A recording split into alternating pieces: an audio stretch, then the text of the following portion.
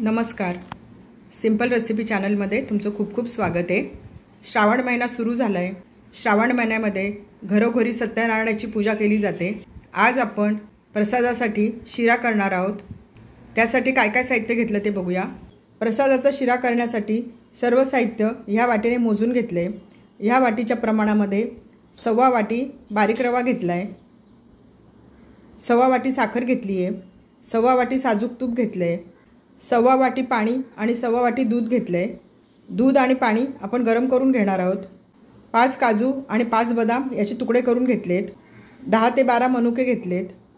5 तुळशीची पानं घेतलीत. 1 केळ्याचे काप करून घेतलेत. दुधामध्ये आणि पाण्यामध्ये 10 ते 12 केशराच्या काड्या टाकते.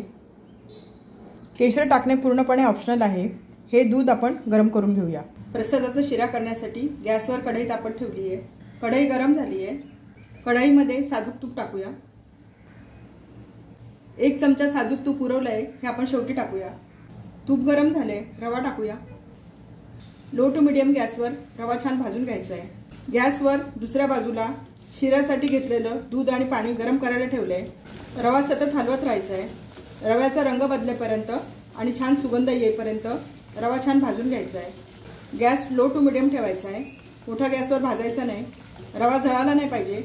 लो टू मीडियम गॅसवर 2 ते 3 मिनटं रवा भाजून घेतला आहे. रव्याचा रंग बदलत चालला आहे. 4 ते 5 मिनटं रवा छान भाजून घेतला आहे. रव्याचा रंग बदलला आहे. छान सुगंध सुटला आहे. गॅस कमी केला आहे. आता याच्यामध्ये काजू बदामाचे तुकडे टाकूया. 1 मिनिटभर परतून घेऊया. 1 मिनिटभर सर्व छान परतून घेतले. याच्यामध्ये केळ्याचे काप टाकूया. सर्व छान परतून घेऊया.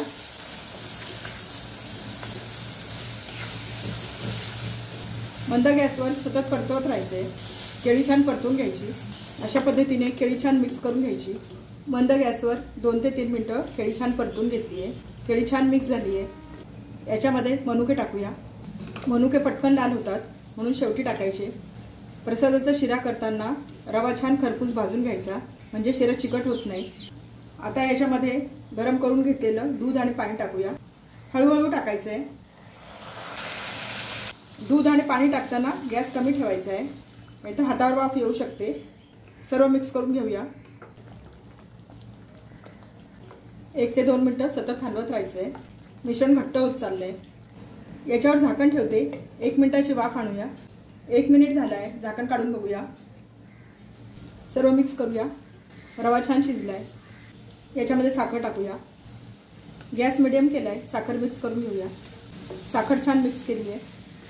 याच्यामध्ये छोटा अर्धा चमचा वेलचीची पावडर टाकूया. सर्व मिक्स करून घेऊया. सर्व छान मिक्स करून घेतले. याच्यामध्ये 1 चमचा साजूक तूप टाकते. तुळशीची पानं टाकूया. तुळशीची पानं स्वच्छ धुवून घेतली आहे. मिक्स करूया. याच्यावर झाकण ठेवते. मंद गॅसवर 1 ते 2 मिनिटाची वाफ काढून घेऊया. 2 मिनिटं झाली आहे. झाकण काढून बघूया. शिऱ्याला छान वाफ बसली आहे. छान सुगंध सुटला आहे. छान झाला आहे शिरा. छान मोकळा मोकळा झाला आहे. आता मी गॅस बंद करते. आपला शिरा तयार झाला आहे. शिरा प्लेटमध्ये सर्व करूया. शिऱ्याचा छान सुगंध सुटला आहे. शिरा छान मऊ लुसलुशीत झाला आहे.